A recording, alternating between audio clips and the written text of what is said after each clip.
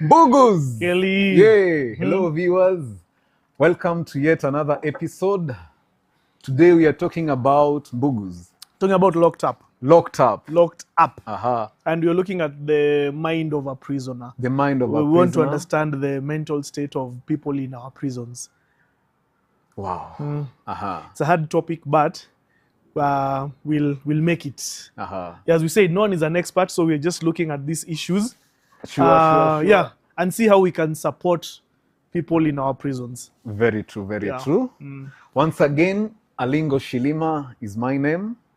Boogos yeah, I'm himself, Aaron. Yeah, Bogua Aaron. And guys, we are glad to be here with you to share this moment, to build the conversations together. Please subscribe. That's our way of supporting us. Give this video a like and share your experience. Boogos, Yeah, are you ready for? Yeah, I'm ready. I'm ready for the topic. It's a bit hard, but I'm ready for the topic. And we want to remind people we are at IR Studios. IR Studios. IR Studios. We are your content creator buddy. Yeah. Or partner. Yeah, that's the home of content creation. Yeah, if you'd want to do a podcast, a fitness thing, a cooking show, stand-up comedy, musical live sets, we have everything here at IR. When are we doing the fitness session? Very soon. Very soon. We Very need to soon, we need to start working on those bodies. Very true, very true. I think we'll be showcasing how you can utilize these sets. Yeah, for instance, as a coach, if you have products there that you want to give them a good look on your website, this is the place to be. They do product photography, and you'll just be amazed by the quality of the images, and they'll speak. A picture is worth 1,000 words. So if you're around, we are at Westlands, Karuna Close. Gate number 10. Gate number 10. Yeah. Please, you should pay us a visit if you haven't. Pay us a visit, and let's create content together. Let's make your vision work. Yeah, Mbugos. Kelly, we are talking about prisons. You're talking about prisons. About prisons. Imagine, Mbugos. You are in the business of meat, for instance. And you have met a customer comes to you and says, "Hey, Mbugos, there's a business deal. There's a guy who wants to be supplied with eggs, for instance." And you, being a family person, you're raising your family. You say, this is a great opportunity to utilize. The guy says, "Okay, tomorrow in the morning, we go to the place." So in the morning you get a rider. A rider comes and picks you, and you go. So you reach a junction, and the rider is sort of hesitating which road to go. And in that moment, you guys you fall down, and your friend out of anger starts beating the rider, and you're there in pain because you've fallen, and it's not very major, but you've also had some bruises, and you're just there in pain. And suddenly there's people, guys from the construction site come to the scene, and the rider guy says, "These are thieves. They want to steal my motorcycle." Fast forward, there's the mob. Guys begin beating this other guy, the friend that was to introduce you to that opportunity. And within a short time, the guy is dead. There's a mama. Now they're coming for you. They're coming for you, and there's a mama who has watched everything, and luckily she comes and says, no, I was here, an accident happened, but I didn't see anything like the guys trying to take away this guy's motorcycle. So the mama stands there until the cops come. The cops take you. Later, you find yourself in jail. 9 years, 4 months for something you didn't do at all. You didn't have any intention to steal, but you have been trying to appeal for that case to not to go on, because in the first place you had no intention to steal.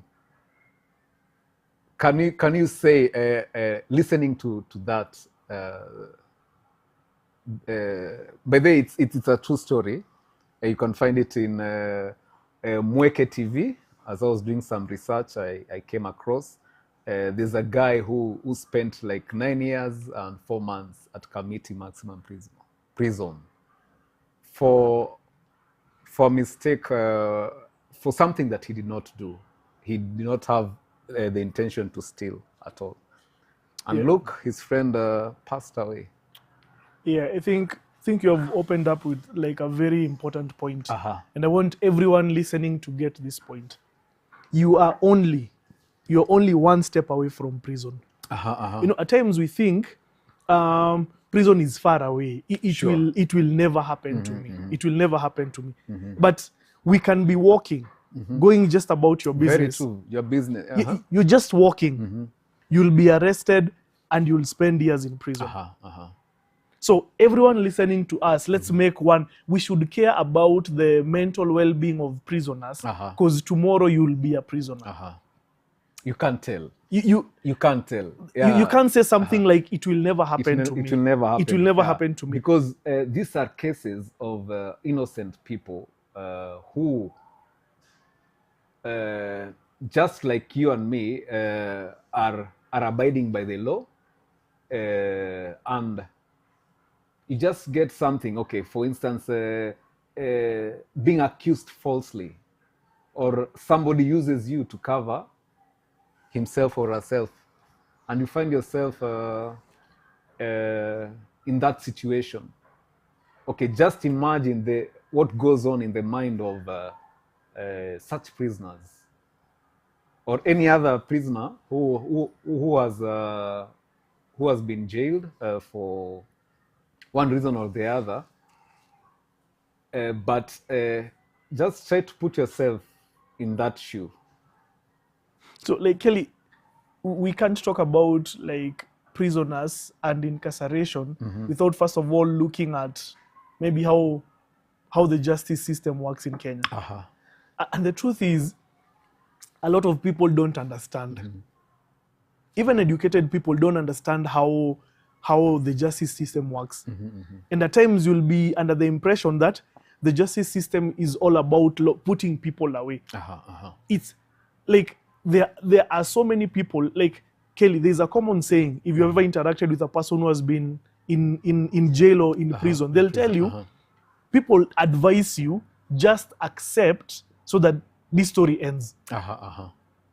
No. Like, it's even the police who will tell you, just accept. Accept so that the process is not long. No, so like there was a time I was in jail and there was this person, a similar case. I've told you, let's go do something. And then next moment, police just come, you are arrested, and you're arrested for robbery. and that person. Because by the way, I remember that time you're calling us. Yeah, even me, I've been in that situation. And share the experience so that we can build from that. No, my first experience, that one was like maybe out of my own negligence. So like I was operating like a motorcycle without license and without like insurance. So that I was arrested for that. Now when I went inside, like they told you, like, if you don't do this, last week there was a person who was jailed for 2 years. So you just accept. So I spent like, is it 2 days? 2 days in jail. Okay, how was those 2 days in jail? What was your experience? I think like, and what was going on in your mind? Time does not pass. Like time does not pass. And then, you know, like you're locked up like almost the whole day. You're just given like 30 minutes of going to bathe and do such things, but you're packed. Like Kelly, we were tightly packed in that jail. We were like 30 people in a very small space. Like, do you understand like how matchsticks like are arranged in a matchbox? In a matchbox. Like that. Like you sleep like this, I sleep like that. I sleep. There's no turning, no doing whatever. And then the scariest thing was the person lying next to you, like, was in for murder. This other one was in for robbery with violence. Wow. And you're just sleeping there between them. So it was a very bad experience. And then in just 2 days, like you feel like separated from the world. Because when people come to visit you, it's only 5 minutes. And there it's only 5 minutes. If they bring you food, you eat food the whole cell. Yeah, so it was an experience. And it was an experience that made me realize there is no one in this country, there's no one who is beyond prison. There's no one who's beyond prison. Things happen. Things happen and you find yourself in a certain situation. And Kelly, I ask, how many people do you think are innocent that are in prison? Yeah. Like, Aaron, for the past few weeks, I've been researching and hearing stories of people in prison. And you are like, hey, very innocent guys, and now they're wondering, how could this be? What has happened to me? Like they're asking so many questions, and sharing experiences that you really you sit down and reflect and say, hey, wow, it's tough. Kelly, as I was reading up on this thing, like they estimate right now there are about close to 55 to 60,000 prisoners in our prisons. Like we have about, is it 120, 130 prison facilities. And out of the 50 to 60,000, Kelly, I can tell you 95% of them are men. So that's something I think we should discuss first. Like the number of female prisoners is less than 3,000. You get? So what do you think is going on? Like, is it that women don't commit crimes, or is it that the justice system is more lenient when it comes to women? To women. Yeah, because I think the number is not proportional at all. Yeah. Because for the selected cases that I've come in contact with, even through research, you find maybe a man, you see like in the vision of a man, like protecting his family. Others is out of just protecting the family. They are in because of they like you find maybe a burglars come in, or and the guy has, out of self-defense for the family, has gone out to deal with the burglar, and at the end of it all, he finds himself locked up. Like this case of a guy just wanting to make his family comfortable, and seeing this opportunity and seizing that opportunity without knowing that it will land him in jail. So for the selected cases, I tend to think sort of like men are exposed in there's that dimension of you see, trying to go and make ends meet, and in that process, I can see as one of the reasons. I don't know from your perspective. Okay, the numbers seem a bit unproportional, because that's like out of 60,000 prisoners, like 57,000 are men. That's not normal to me. Maybe the system is a bit harsh when it comes to men, because when it comes to women, maybe it considers a lot of things, like they have children, they need to raise children and such things. And then again, to add on what you have said, there's a situation whereby like most men could be in prison because of family related issues. I would say like a very few percentage of men are there because maybe they are murderers or thieves. I think that's the lower percentage. Most of them are, I would say, just people who are trying to do the right thing, but they find themselves like locked up in prison. Yeah. And let me tell you something. When the wheels of justice start turning in Kenya, you won't believe it. You won't, like, Kelly, I think part of the mental frustration of people is you keep on saying you're innocent, no one is believing you. Sure. And the more you say you're innocent, the more the system is pushing towards your incarceration. Understand? So like, you can be there trying to, and then one of the other things is getting legal representation in Kenya is very expensive. It's very expensive. Most of these people cannot afford it. Understand? Yeah, so, and I think it contributes. Like when someone, like Kelly, it doesn't really hit you, you have been sentenced to 9 years. Imagine. You always have that hope that something will happen, someone will come forward, but in Kenya, those things don't happen. In Kenya, those things don't happen. Because as you've mentioned, the guy was hoping that someone will show up. Perhaps the guy, the rider, or any will come and say something that will prove his innocence. You see, and it was not until he said then when Chief Justice Maraga came to power, he altered something in regards to what had affected such cases, and he got an appeal to be heard, and from there is when he got his release. Imagine. Yeah, like, and Kelly, we must somehow admit that our system is flawed. Our system is flawed because if innocent people are ending up in jail, then it means the system is somehow flawed. And the funny thing is, Kelly, you might be innocent. There might be evidence that you're innocent, but you won't get out tomorrow. It is still a process. Like, in Kenya, you are given very funny dates. I think you can be told, like, we have heard you're innocent, but the next time we are mentioning your case is in December.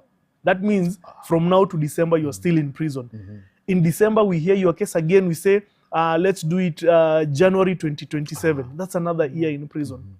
Understand? Imagine now what goes on in the mind of such a prisoner. Imagine hearing that the case has been postponed, yet you know you did nothing. I don't know. I don't imagine. I can't even put myself in the shoes of such a person. Because I was watching another prison documentary, and there was this Filipino, we'll call her Filipino, who was saying that as a freshman now, like for his case, somebody was coming to attack like the family too, and he got out of the way, and he dealt with the guy accordingly.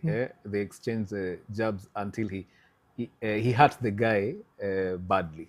So he was taken in, and now as a freshman he was saying, imagine while now prisoners are sleeping, they take turns to watch out over people, because at night people get very can say very nasty nightmares. and in those situations, they are a threat even to others, because they wake up in a very violent state, even can start beating you, because he is taking now that dream as reality. Yeah. So I can imagine if it manifests, if it's manifesting in such a way through dreams. Imagine what goes on in the mind of such people. Yeah. People, like, for us to understand prison, like Kelly, someone said, like, it takes only like 1 month for prison to break someone. You understand, like a broken person, like you've lost hope, you've just given up. Only 1 month. That of like being ordered, you should go to the toilet at this time, you're eating at this time, you're sleeping at this time. Roll calls. You're not seeing the sun completely. Very true. You don't know what day it is, what week it is. Understand? Only 1 month, like you have changed completely. You have changed completely. And after a while, you now start fitting into the prison system. That means you can become a totally different person.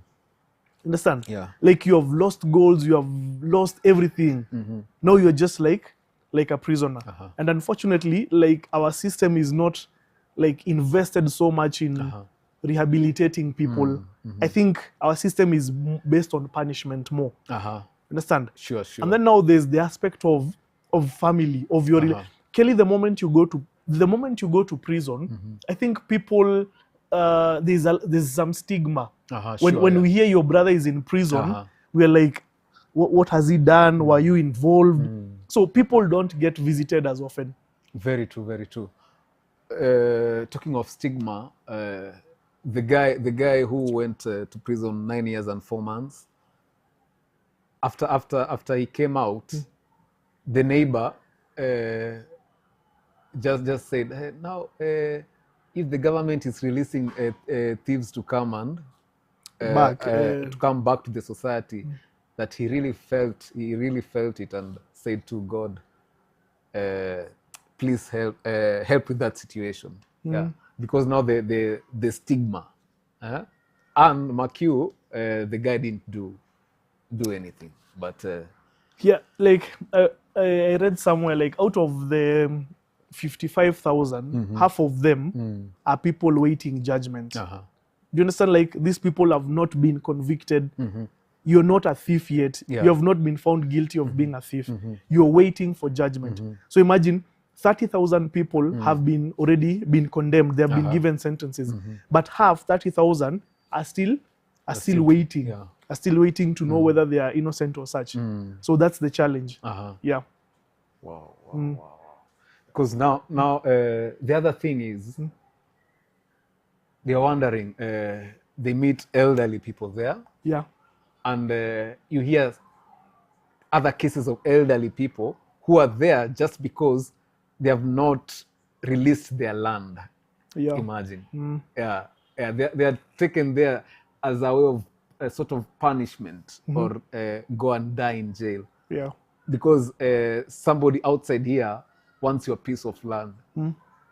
Imagine such situation, such dynamic. I think it underlines what we have said, Kelly. Ending up in a Kenyan prison is the easiest thing that can happen to you. You can be going about your business, you can be going to work, you can be going to school as a student. Next thing you know, you are a prisoner. You're a prisoner and there's evidence. Kelly, let me share a personal story. Like the first time I was arrested was because of the motorcycle. Without insurance, without whatever. And that one was sorted quickly when you paid the bail or whatever, and I was released. Now, you won't believe this story, but the story is true. Kelly, I was from a match. I had taken my team to play. Remember, Bogus is a coach. And for those who are viewing at this moment, we are talking about mental health in prisons. And so far, we are just highlighting how easy it is. Yeah. That should tell us like the importance of minding about the welfare of prisoners. Because tomorrow, I can assure you, given how our system is, anyone can find themselves in prison. Sure. So Kelly, I'm from a match. I have spent the whole day with my boys. Watching them play basketball, watch other teams play basketball. As I was leaving to go home, I was arrested. Like, do you understand? Like, you don't even believe what's happening.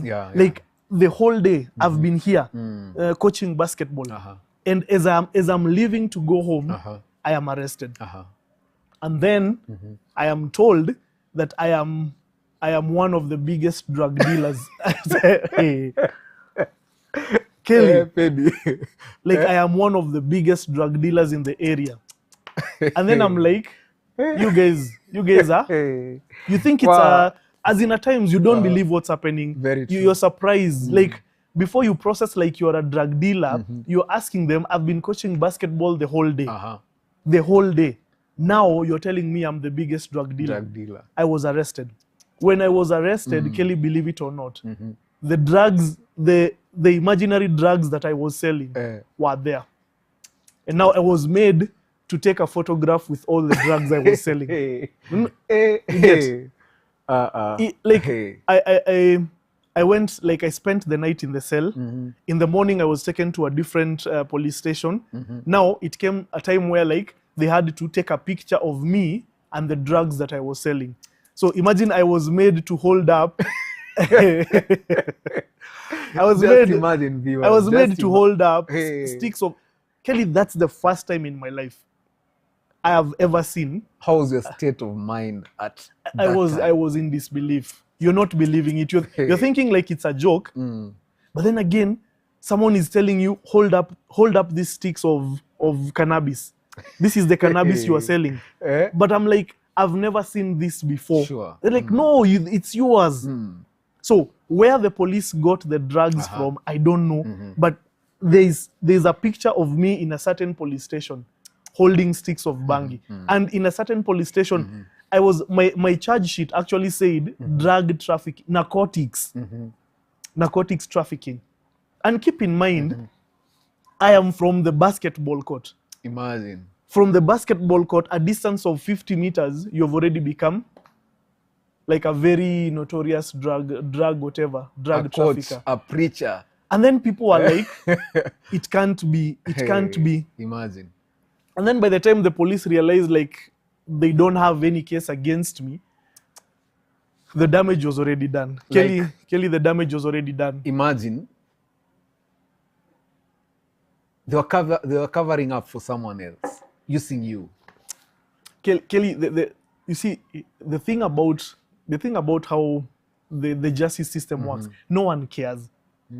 Kelly, no one cares about your explanation. They need someone, and they have decided that someone is you. So, like, I remember, like, a funny part when I was recording my statement, even the police officer looked at me and said, like, I don't understand. Why do you say you came from the court straight and you are arrested? This is not the full story.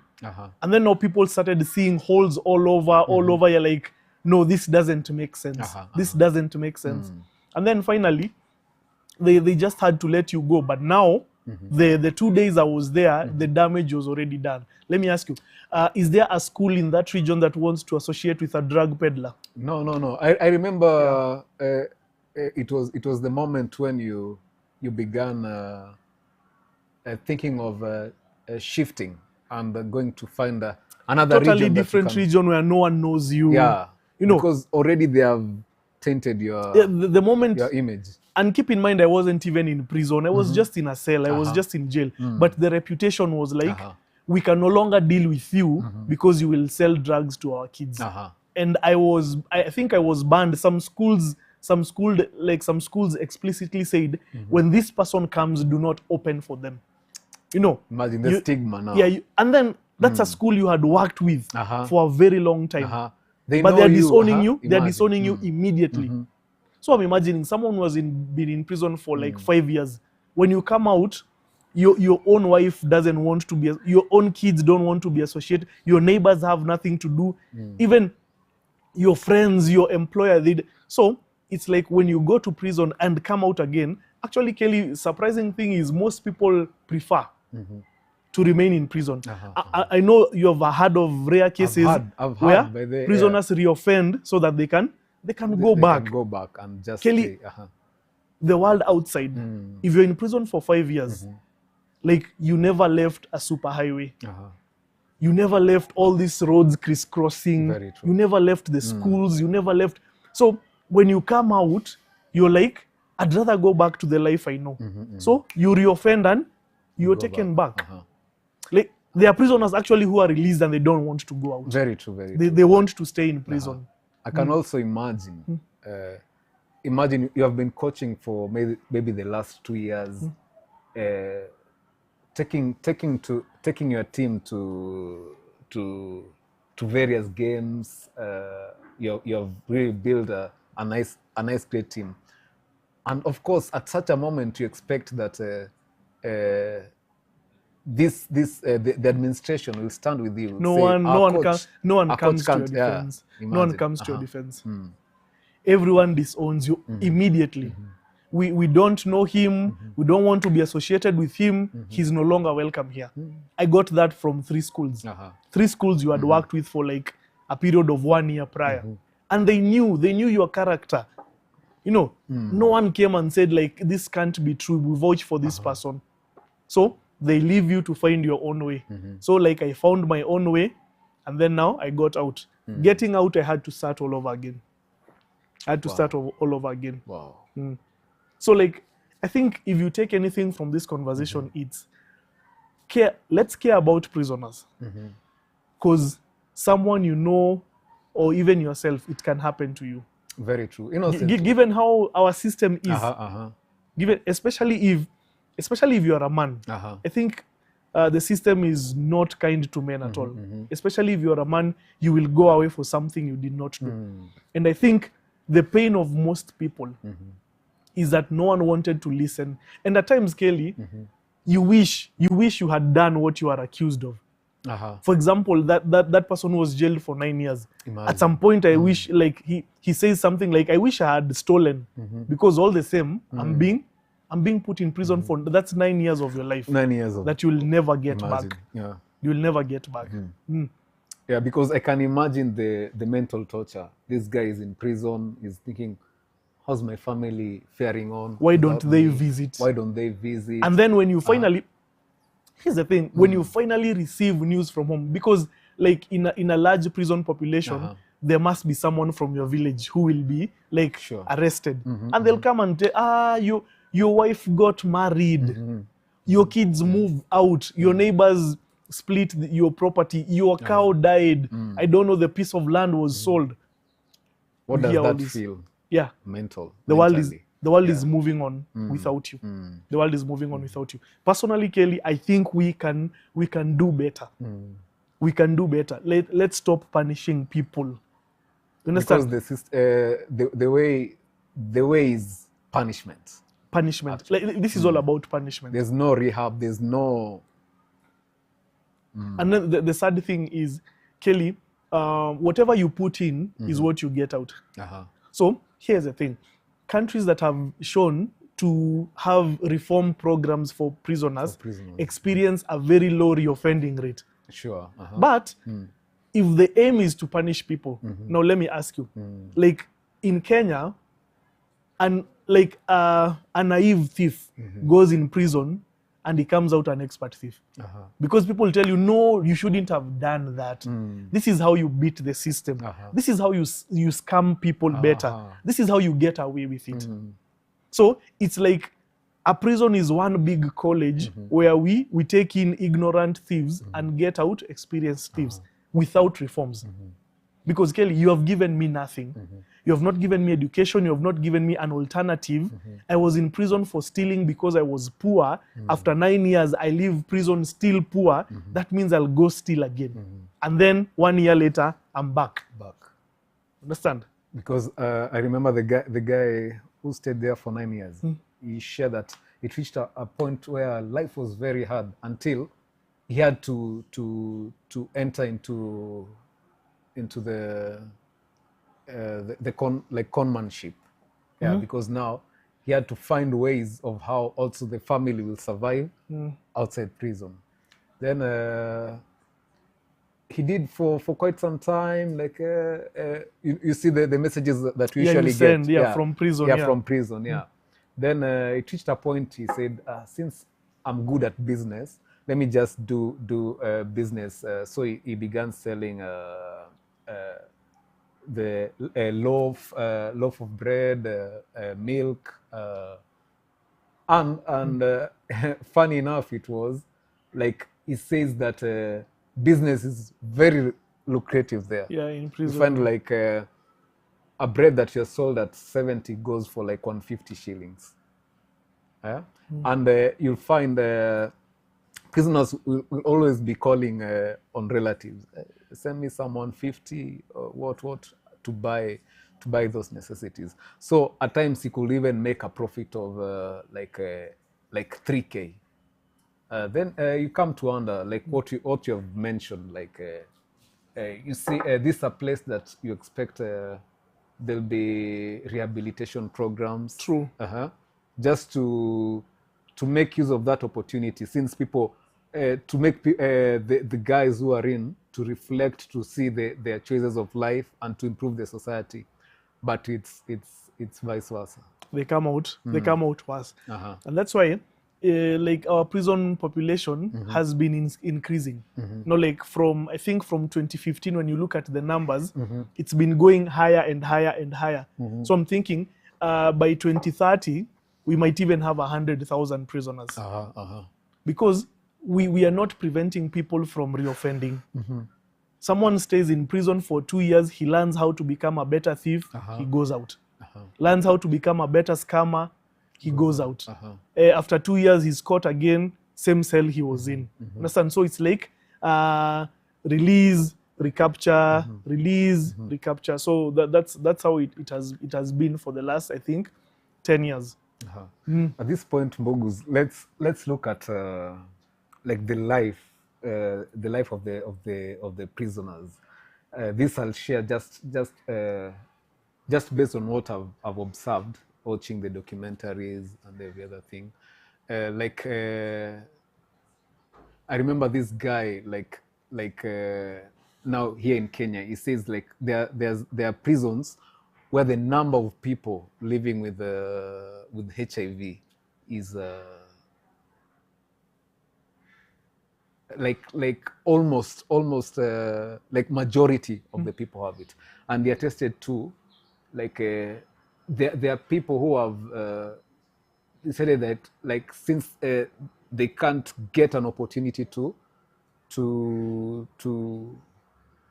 leave prison, they'll say that their life it's like their life is in prison. Yeah. So you find people, some have resorted to like someone calling the other guy maybe a husband or wife. Yeah, true. And in the process, imagine a situation where they are saying that people living with HIV are treated better because we have NGOs coming there to provide medicine, the vitamins, milk.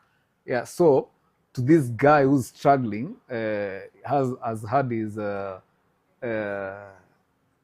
small piece of ugali and the sukuma wiki, the kales, sukuma wiki liquid, the soup. I know we shouldn't laugh. We shouldn't laugh. Prison food is not jokes. So he thinks, this guy is like, okay, they're living with HIV, but it's like they're enjoying life. Yeah, they're living better. They're living better. And he decides, let me have it. The guy shared such instances. Imagine, because of course, in a place where there's a sort of rehabilitation or everything, you can have those moments of choices. Yeah, true. To have those choices, but it's like this situation. There's nothing that can be done. Sort of that attitude. Yeah, what does Kelly, like that's part of hopelessness.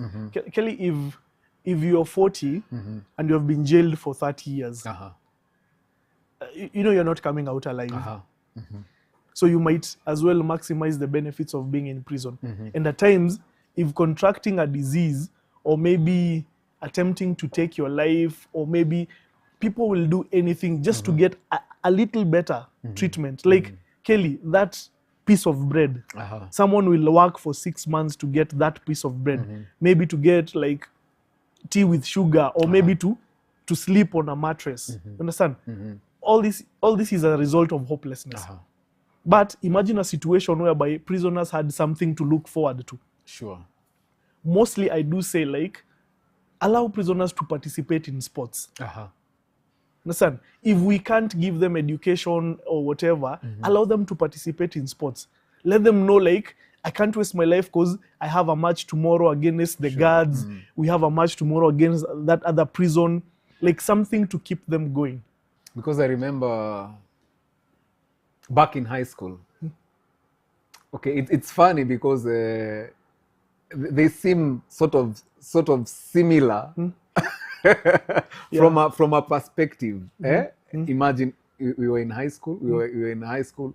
That moment that you are separated from the parents. That initial moment.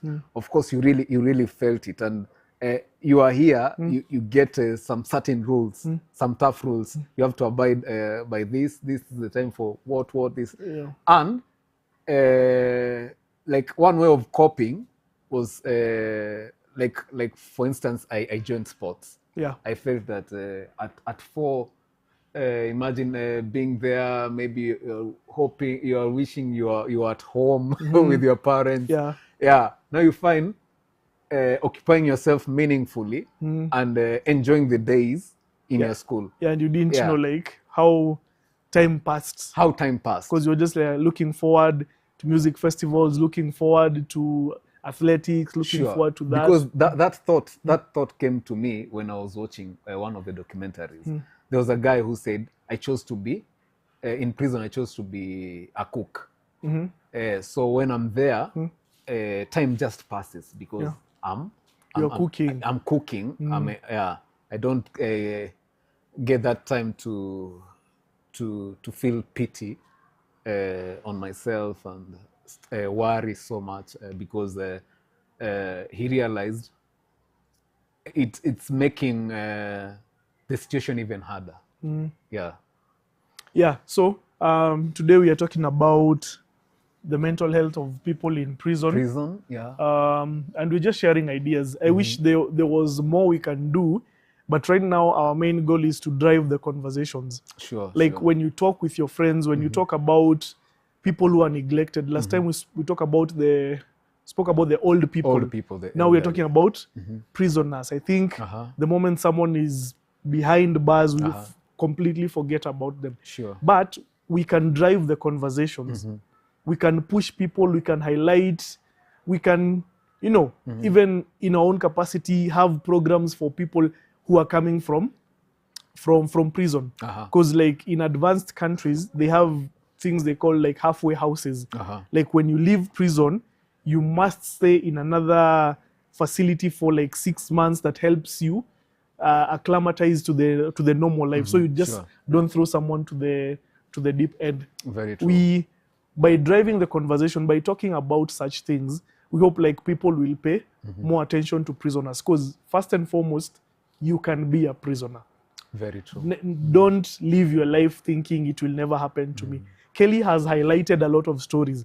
And when you go to the internet, there are so many stories of people who did exact nothing. Very true. Like totally innocent, but they end up in prison. So we are at IR Studios. We are taking a short break. No, actually, I'm being told we are finishing. So, like, what are your closing thoughts? What's your call to action to anyone who was watching this? Okay, first of all, I think I'll appreciate if I don't know how we can vocalize having systems in prison to encourage, like we have like sports, just to for the guys also to vent, to enjoy that moment and release the tensions they have, the worries they have, that program. Because imagine you're there, how fulfilled you'll be. I've taught some prisoners maybe a guitar. They're taking their time there to compose their music, to be in the band, to do such activities. Yeah. From your end. Yeah, my call to action would be, it starts with looking at prisoners different. Let's not look at them like animals. You know, let's understand, like, people do make mistakes. Sure. Some people involve themselves in crime when they were too young. Like when someone is 18, they haven't seen the bigger picture of life. So they think like this is the main thing. No, yeah, people make mistakes. Let's not punish them for life because of a mistake they made when they were 18. I do believe sentences can be shorter. Prisoners can be engaged more because it's like giving up on someone. Sure. So we should treat them like people, knowing that we ourselves, we can also be prisoners.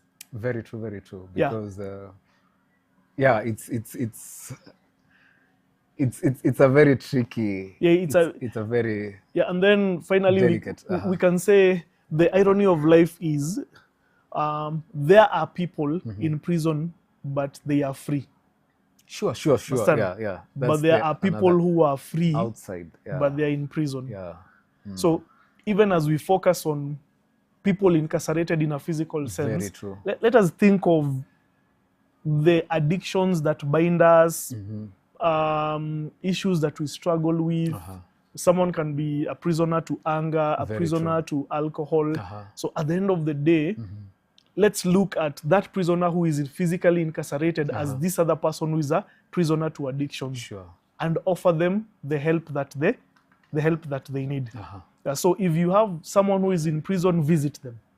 Very true. Visit them as soon. Write to them letters. Yeah, that's all I can say. And people who are in prison, we sympathize. Empathize. We empathize with you. Yeah. Because I was almost there. Yeah. As a drug dealer, I still carry the badge. As a drug dealer, you are narcotics peddler. But which wasn't the case. Which wasn't true, but no one cares about the truth. The moment you're in the system, that's it. Yeah. So those would be my closing comments. Yeah. Let's remember the prisoners. Actually, there's a verse in the Bible that says, "Remember the prisoners as though you are in prison with them." Let's not forget about them. Sure. Yeah. Viewers, thank you so much for the humbling time you have given us. Remember to subscribe, comment, share.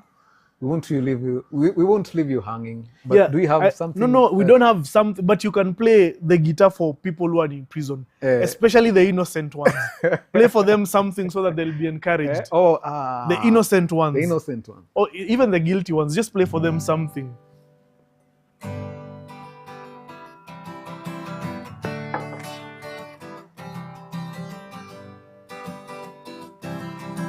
I remembered I have a song I'd written.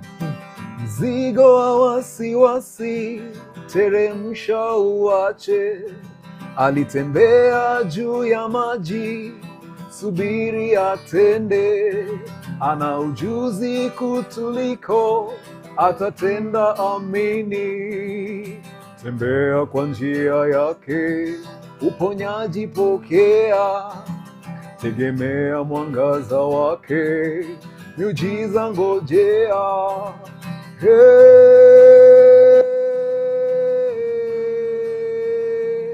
Nitafuata njia yake kwa imani na matendo, ninafahamu yanijua, shinda wote hata mimi, nitazidi kutulia, siku moja atatenda.